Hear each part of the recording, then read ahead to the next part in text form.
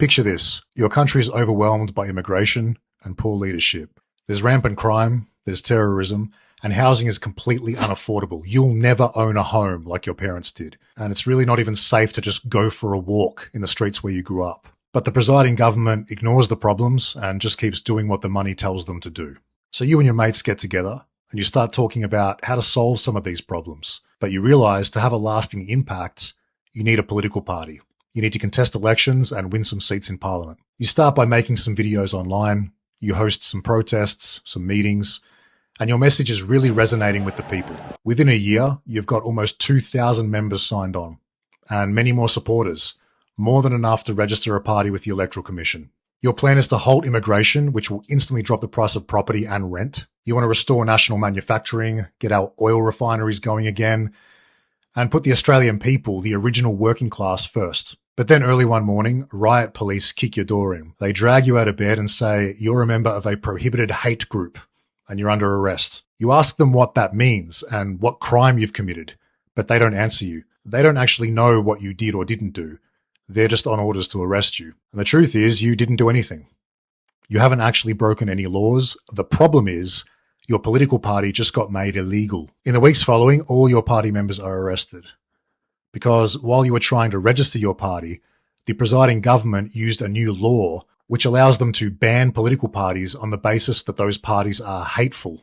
Some of your members do deals with cops to stay out of prison. Others go to jail for 10 or 15 years. That's the end of your party, and you're in jail for the foreseeable future. That might sound crazy. Like that could only happen in some banana republic or a very corrupt third world country. But as of January this year, the Australian government can and has been doing this. On May 15th of this year, Foreign Minister Tony Burke used new laws rushed through Parliament after the Bondi terror attack to ban the White Australia Party as a prohibited hate group. Now, the government in Australia hasn't tried to do anything like this in a long time. Back in 1951, Prime Minister Robert Menzies tried to make a law to ban the Communist Party of Australia. But the High Court stepped in and said, you can't just ban political parties. That basically violates everything we stand for as a democracy. Menzies wasn't ready to give up, though.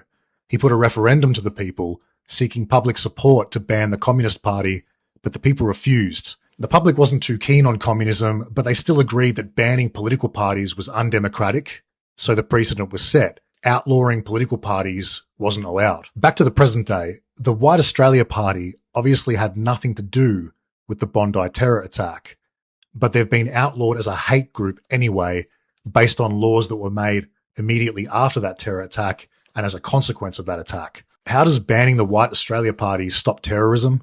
It doesn't, at all. The government is just set on banning certain political parties, but why? Well, new political parties are rising all across the West, opposing mass immigration and vowing to undo the damage former governments have done to their own nations. These new parties are generating huge amounts of support. Ever since social media changed the way we access information and the kind of information we can see, old governments or the traditional two-party voting systems have never been more unpopular.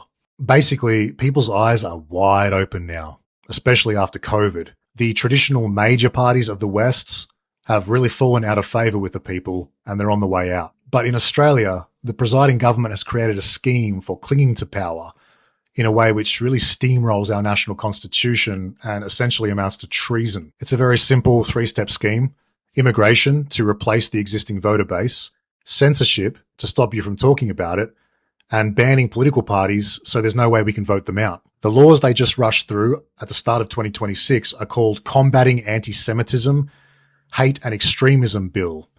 They allow the government to ban political parties and jail their political opponents for up to 15 years. And they've done this in spite of the legal precedent set by the High Court in 1951.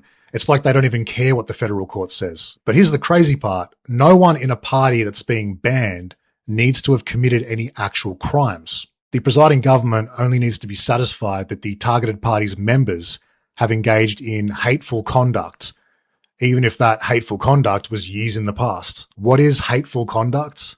The definition is loose.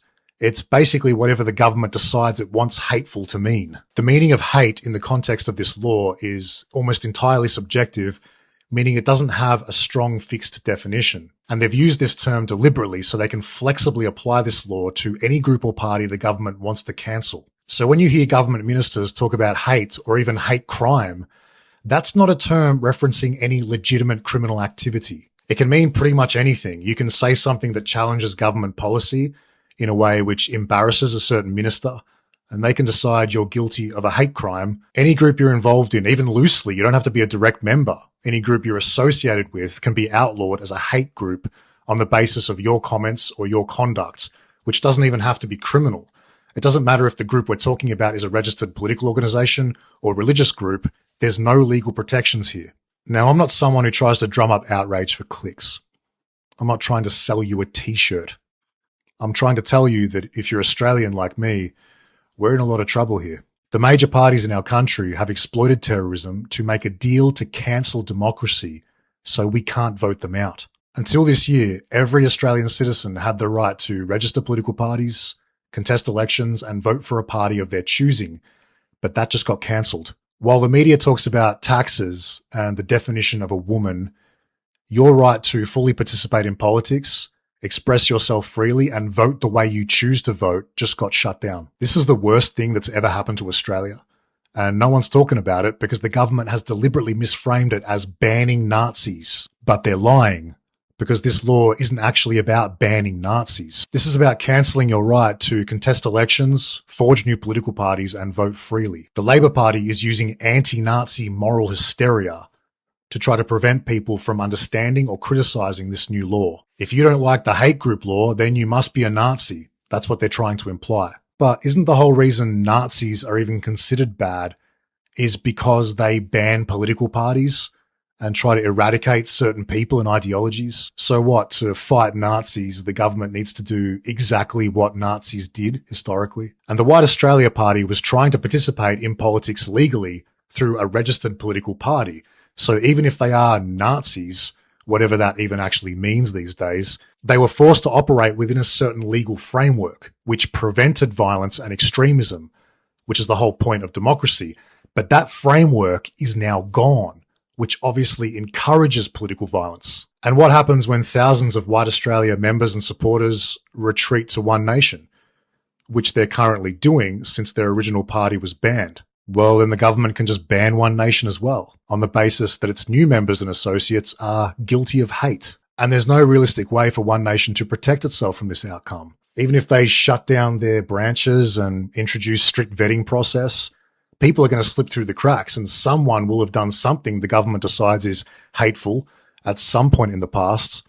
The government will try to ban One Nation next, and any of its major contenders. One Nation really has no choice but to demand these laws are repealed immediately and campaign on that basis. Because even if One Nation or other political parties are not banned immediately on the basis of this law, the threat of a ban will constantly loom overhead, coercing the way these parties behave and forcing them into deals they otherwise wouldn't have done. Any political party which expects to participate in politics independently and forge its own policies freely has to contest the next election purely on the grounds of repealing these new laws. If these laws stand, they allow the government to ban any political party without any due process and no criminal convictions required. Constitutional legal expert Dr. Anne Twomey just 3 days ago sounded the alarm, using her YouTube channel to warn Australia that the government has implemented these laws to set a precedent for banning political parties to preserve its position and cancel its opponents. As long as this hate group law exists, there's literally no point in voting and no political solution. Former White Australia Party member Thomas Sewell has applied for an emergency injunction at the High Court, which was accepted and is scheduled for a hearing in September to try to fight these laws. But you don't need to support Thomas Sewell or Thomas Sewell's ideology directly in order to understand the severity of these laws and oppose them. Every Australian with a brain has a moral duty to oppose these laws. Every sensible person will stop worrying about the definition of a woman and start talking about these hate group laws. Nothing in Australia is more pressing right now. So share this video with your friends and family and help them understand.